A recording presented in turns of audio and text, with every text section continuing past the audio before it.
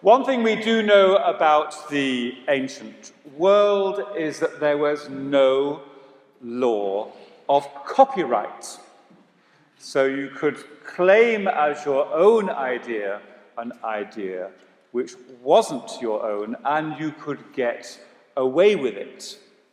So one odd thing for those of you who were listening to the first reading from Leviticus 19, which Lloyd read out, which is all about how we should behave to our neighbour, including the term, love your neighbour, is that Jesus comes along, and Jesus, in this passage drawn from the Last Supper, says the following words: I give you a new commandment, that you love one another, just as I have loved you, you also must love one another. And he calls it a new commandment. But of course, Jesus' audience at the Last Supper were all Jewish men who would have known Leviticus and hundreds of other passages in the Hebrew Bible well, and they might well have scratched their heads and said, well, this is all very good, but how is it new? This is, as British people say, old hat.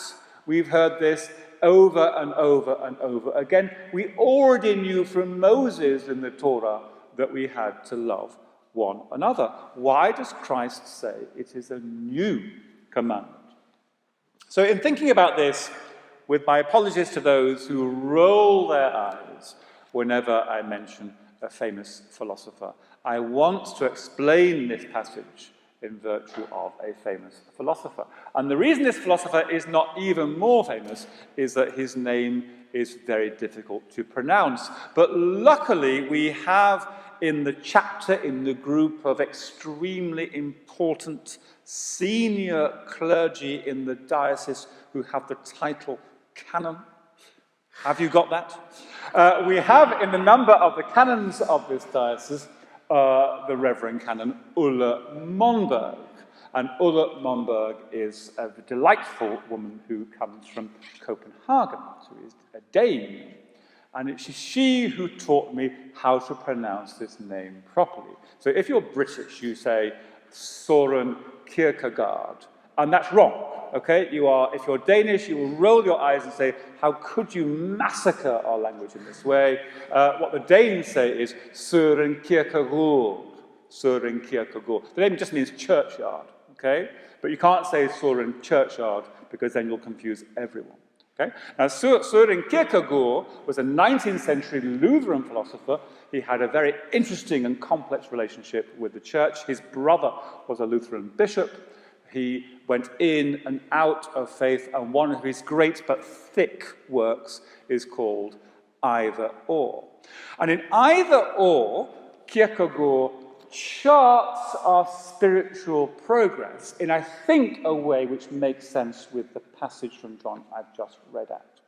Because he sees our spiritual progress as individuals and as a society in three distinct phases. And he gives them, I guess I don't speak Danish, but they come into English in rather odd words, and I will give alternatives to those rather odd words. He says, in effect, that we all cannot do otherwise than start in the phase of what he calls the aesthetic, and I will call the selfish. Because the aesthetic phase is an essential phase. We're all born into it. Abby could talk a bit about what Martin's like on a very bad day as a little boy. Sometimes I think my mother could talk about how Jack is on a very bad day as a grown man. But the aesthetic stage, the selfish phase, effectively says, as I see the world, so I want it. What I see out there which attracts me, I want it, and I want it now, and nothing must be an impediment to the achieving of that goal. The world, in that sense, exists for me to satisfy my requirements of pleasure, my requirements of beauty, my requirements of desire. I paraphrase Kierkegaard, but in effect, that's what he says. And Kierkegaard, also being quite a cynic, says, in the end, quite a small proportion of people ever move beyond that, which might explain certain politicians and other figures we have today in various countries, that they seem to be saying, me, me, me, me, me, me, and it's not just politicians, it's also church people too, me, me, me, me, me, me, I received the world as I wanted, I received the world in order to give myself fulfillment, myself pleasure. It's the gospel, if you like, of selfishness. And it's extremely popular and very seductive. It is typical and rightly experienced in young children as they begin to separate themselves from the world and to prioritize themselves in that world. And it's seductive and attractive and often permanent. So in that optic, when we come to what Kierkegaard says is the second stage, we're making real progress because we're moving away from what is purely selfish, the great Jack line of me, me, me, me, me, me, me. We giggle, but when I once preached in Holy Trinity Brussels and was going on and on and on, as I do about a biblical passage, and I then said, on the spur of the moment, and now I'm going to return to my favourite subject, Paul's me. There was a ripple of approval across the whole pro-cathedral. So I wasn't just speaking the blind to the blind. Clearly people identify with any description of faith which says me first. So moving away from that is pretty good. And Leviticus is an example of the next stage, what Kierkegaard calls not the aesthetic, not the selfish, but the ethical, but beliefs based in law, in a legal code, like Leviticus, where we say, rather than saying, like a child, I want, this will please me, this will fulfill me, this will make me feel better about myself and my future and my identity, we say, no, no, no, no, no, we are simply one part of a complex community of people, and to regulate that, we need laws and structures which are legal and binding, the breaking of which will involve punishment. And so we accept, because the law has come from a parliament, or from a Messiah, or from God, or a prophet, or some authority we trust, we accept that we will be bound in our behavior, not just to do what we like. Our behavior in that sense will be law-based, it will be ethical. And Kierkegaard is clear that almost everyone stops there. It's a great leap forward to say, yes, yes, yes, I see that I, in fact, I'm not the only component in my own world. I'm surrounded by other people who have an equal claim to the fulfillment of their desires and their identity, and I accept that even if it means, as it were, I cannot drive on the motorway at 180 kilometers an hour. I respect the speed limit because it helps and makes safer other road users, and so on and so forth. And so we live in communities which are based on rules, on law, on, as Kierkegaard says, on ethics. And that's super. And I guess that is where he's situating Leviticus 19. Rather than just saying, I want, golden calf, we have a different situation in which we have laws which regulate our behavior. And most people, if they're religious or if they're not, stop there. And so in a later book called Stages, Kierkegaard dangled a third possibility. And it's this possibility which we've just read of in John chapter 13. And again, confusingly, I don't speak Danish, so who knows what the origin of the word is. Kierkegaard uses the word for this third stage, after aesthetic, selfish, ethical, legal. He says religious. But I'm going to call it personal, to do with personal relations, to do our faith in personal relations.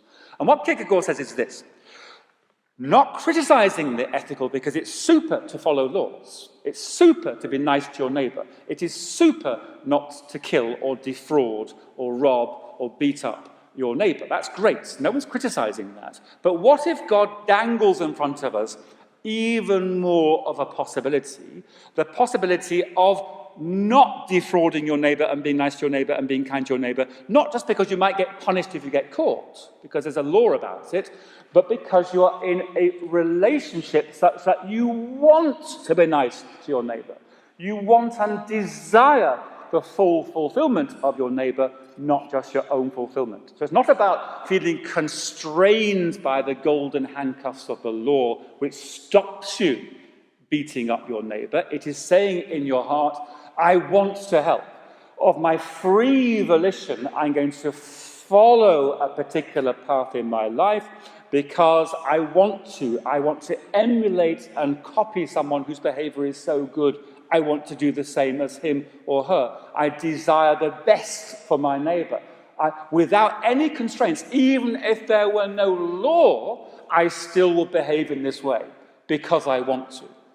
And this, I guess, is what gives Jesus the right and the truth to say, a new commandment I give to you, that you love one another. Just as I have loved you, you also should love one another. And notice the structure of that. Jesus doesn't say, just as I have loved you, you must love me. It's not just reciprocal, and I've done something for you, do the same for me. Jesus says, I have loved you, so you must love one another. In other words, Jesus is not saying it's this terrible, terrible, despicably savage law, which if you break it, you're really in trouble.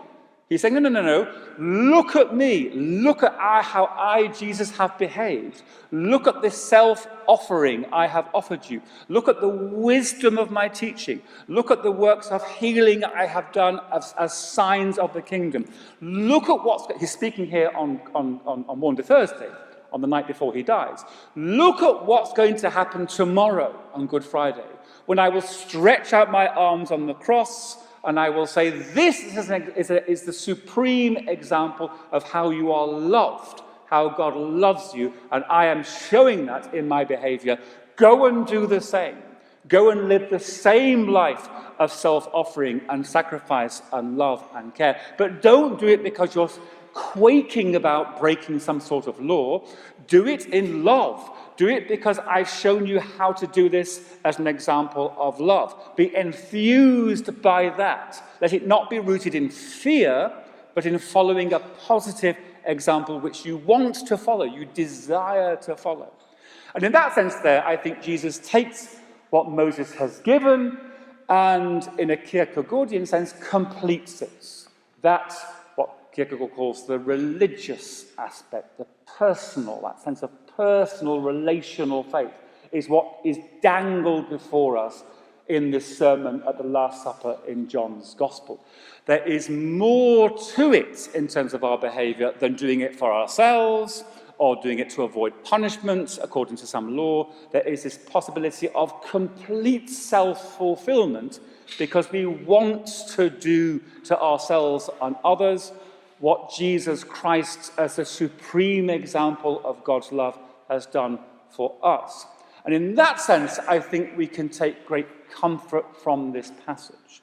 We are not having a great stick waved at us by Jesus here.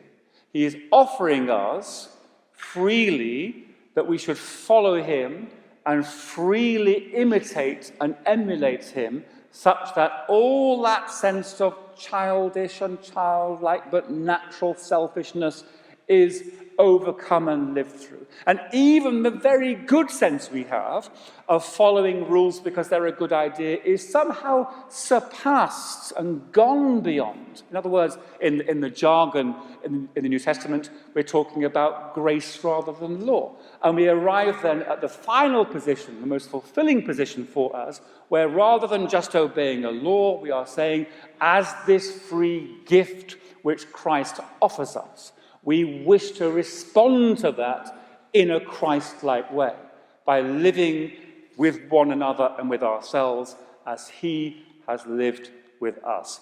For that we say Amen. Alleluia.